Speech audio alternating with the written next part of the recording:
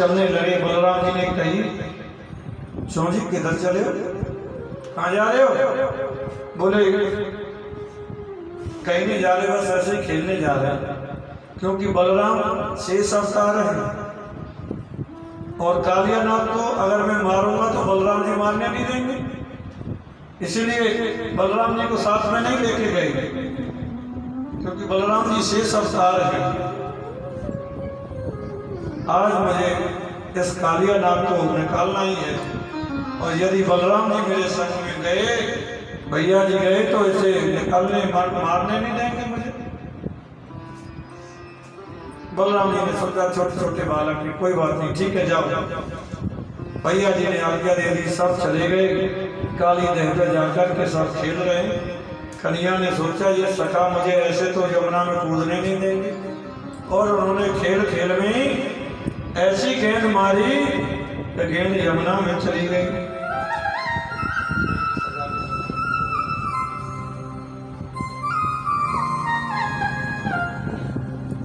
तो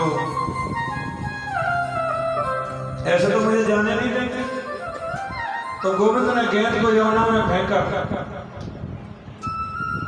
अब तो श्री रामा मच लगे, भैया मैं तो वही गेंद लूंगा, मुझे नहीं पता, मुझे तो वही गेंद ला के दे। भगवान चाहते भी यही थे कि ऐसा ये करे तो मैं यमुना में कूदूं। चल गए। खेलते खेलते कन्हैया बोले गलती हो गई, मैं दूसरी गेंद दे दूंगा, दो दे दूंगा तेरे को। श्री राम बोले बात ऐसी है भैया, मुझे तो वही गेंद चाहिए, जैसे मर्जी ला के दे। कन्हैया बोले देखो तुम जानो नहीं हो मैं कितनी जल्दी में हूं, और ज्यादा पीछे पड़ोगे तो मैं यमुना में कूद जाऊंगा, वो मुझे नहीं मालूम। हम सब जाने लाला तू ये नहीं कर सकता, तू यमुना में नहीं कूद सकता, ये हम सब जानते हैं। देखो मैं सच कह रहा हूँ, ज्यादा मेरे मगर पड़े पीछे पड़े तो मैं यमुना में कूद जाऊंगा। जब सब सखा कहने लगे तो मेरे गोविंद यमुना जी में कूद गए। श्री रामा भैया अब तो तेरी वह गेंद के लाके रहूंगा। ग्वाल वाल सखा सब चिल्लाने लगे। माँ यशोदा ब्रजवासी सबको पता चली कन्हैया यमुना में कूद गए। सब दौड़े दौड़े चले आ रहे हैं। मैया विलाप कर रही है, रो रही है। बलराम जी मैया मुझको लेके नहीं आए, मुझे लेके करके नहीं आए। अब तेरे सामने कृष्ण उधम मचावे बिना रह नहीं सके।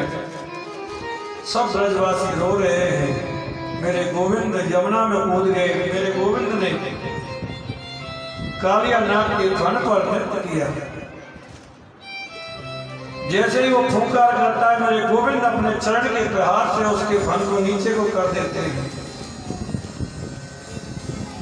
वार्तालाप कर रहे हैं कि तुम इस यमुना को छोड़ के चले जाओ। और इतनी गुस्से में क्यों, इतने जहरीले क्यों? तो कालिया नाग कहता है एक बात बताओ, सर्पों को बनाया किसने? बोले मैंने बनाया है। तो इनके अंदर गुस्सा इतना किसने दिया? बोले मैंने दिया है। फिर मुझे क्यों दोष दे रहे हो? मैं तुम्हें दोष नहीं दे रहा। तुम इस यमुना को छोड़ के चले जाओ। मेरे ब्रजवासी बड़े कष्ट में है। गाय भी पानी पीती है तो मर जाती है। सारी वार्तालाप होने के बाद में मेरे गोविंद कालिया नाग के फन पर नृत्य करते हुए यमुना से निकल रहे हैं। सब ब्रजवासी नाचने लगे, आनंद मग्न होने लगे हैं, कन्हैया की जय जयकार करने लगे हैं। और यशोदा मैया कहती है अरे मेरे लाला को निकाल के लाओ, एक फन कालिया नाग खा जाएगा। मेरे गोविंद कहते हैं मैया अब तो ये मेरा चेला हो गया, ये कुछ नहीं कर सकता, ये तो मेरा पक्का चेला बन गया। भगवान फन फन पर नृत्य करते हैं। नारद जी ने जाकर के देवताओं से कहा गंधर्वों, यक्षों से कहा अरे देखो तो सही, मेरा गोविंद आज नृत्य कर रहा है। आकाश मंडल में देवता गंधर्व ऋषिगण सभी मेरे गोविंद की जय जयकार करने लगे, मृदंग बजने लगी हैं, बीड़ा बजने लगी हैं। ऐसी सुरलहरी हुई है, ऐसी सुरलहरी मचने लगी है और गोविंद नृत्य करने लगे हैं। आदरणीय सुखदेव जी कहते हैं जैसे ही नृत्य कर किया मेरे बाल कृष्ण ने फन फन पर नृत्य कर रहे हैं। कभी कभी क्या होता है राजन, दो फणों के बीच में प्रभु का जब चरण आ जाता है तो फण फण जाते और रक्त की बूंद निकलने लग जाती है, रक्त की बूंद निकलने लग जाती है। दूर से देखने पर ऐसे लगता है कि लाल पुष्प लगे हुए हैं। इधर देवता गंधर्व सब ताली बजा रहे हैं, फूलों की वृष्टि कर रहे हैं। नागपत्नियों ने सोचा इसी प्रकार अगर नृत्य करते रहे तो ये तो मारे जाए। नागपत्नियों ने स्तुति की, आप इन्हें छोड़ दे, हम यहाँ से चले जाए। मेरे गोविंद ने कहा कि तुम यहाँ से जाओ, खीर सागर में चले जाओ। कालिया नाग ने कहा तुम्हारा जो गरुड़ है ना वो मुझे छोड़ेगा नहीं। बोले नहीं, मेरे चरणों का चिन्ह तुम्हारे मस्तक पर लग गया है और गरुड़ तुम मुझसे कुछ नहीं कह सकता, तुम्हारा कुछ नहीं सुना सकता है। यमुना में रहने से मेरे भोले वाले ब्रजवासियों को तकलीफ होती है, ब्रजवासियों को कष्ट होता है, तुम रमण द्वीप में जाओ। और वो वहां से निकल के चला गया। यमुना किनारे सब जितने भी ब्रजवासी मूर्छित पड़े हुए थे सबको गोविंद ने अमृत भरी मुरली से सबको जीवित कर दिया। और मेरे गोविंद ने कन्हैया गैया चराने दूर जाते हैं, आनंद मग्न होते हैं। और यदि आपका चिंतन बढ़े, गोविंद के प्रति चिंतन में बढ़ता रहेगा तो श्रेष्ठ नहीं है। बांके बिहारी के मंदिर में जाकर के अगर आपका चिंतन श्रेष्ठ नहीं है तो बांके बिहारी के मंदिर में जाकर के भी तुम्हें गुब्बारा नजर आएगा, ठाकुर जी नजर नहीं आएंगे। गोपियां घर में रहती हैं और गोविंद गाय चराते हैं। गोपियां घर में बैठे उस कन्हैया की झांकी का दर्शन कर लेती हैं। कृष्ण को कौन पूछे, वृंदावन की तो महारानी राधा रानी है कि मीठे रस से भरोई राधा रानी लागे, महारानी लागे। खारो खारो यमुना जी को पानी लागे, मीठे रस से भरोई राधा रानी लागे, महारानी लागे। ओ मने खारो खारो यमुना जी को पानी लागे, ओ मने खारो खारो यमुना जी को पानी लागे।